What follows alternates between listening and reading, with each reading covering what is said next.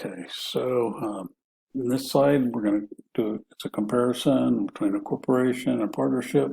So we start out with liquidity. As far as a corporation goes, shares are easily exchanged. We trade shares on an exchange you know, or via the Nasdaq. So there's plenty of ways to trade shares. It's very easy to do.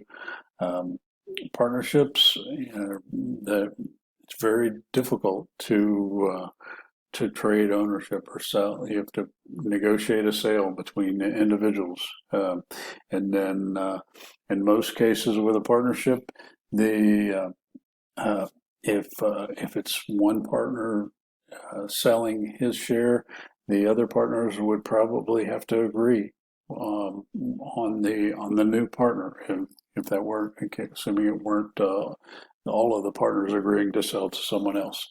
So it's a much more limited market with voting rights.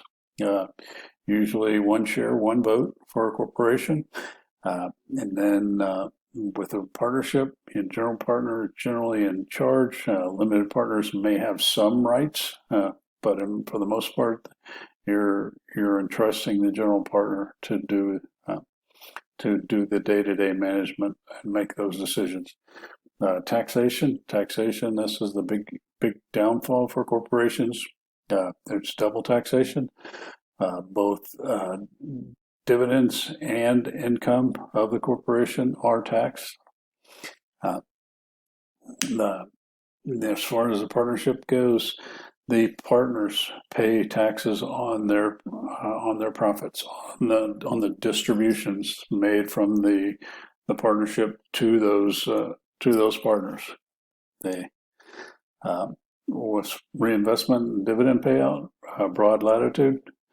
Um, with partnership, all net cash flow is distributed to the partners. So as long as it's not being reinvested if it's not being reinvested into projects, it's going to be distributed to the partners. Liabilities, a big one here for corporate, big benefit for corporations is limited liability. There we go. As far as partnership, general partners, as I mentioned before, unlimited liability, and then limited partners enjoy limited liability. So the big difference between a general partner and a limited partner. In most cases, the general partners are effectively passive participants in the partnership. So, as far as continuity, the corporation for the most part has perpetual life, and assuming it doesn't fail. Um, the uh, the partnership is limited to the life of the partners, so it can be much more limited. So, uh, importance of cash flows. So when a firm issues securities from in the financial markets, so they're going to receive those proceeds. Then they're going to take those proceeds and invest them in assets. Hopefully, those assets create cash flow and profits. The corporation will pay taxes to to various governments. Then when that after they pay taxes, they will make the decision.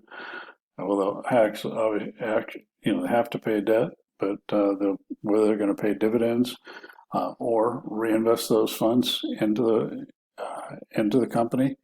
Again, it's a very important concept. If those projects that the corporation is investing in don't generate a sufficient return, they will actually reduce the value of the firm. So this right here is a very critical decision, but the dividend versus retained earnings decision. The corporation has to know that they can effectively use those funds and generate returns above the company's cost of capital.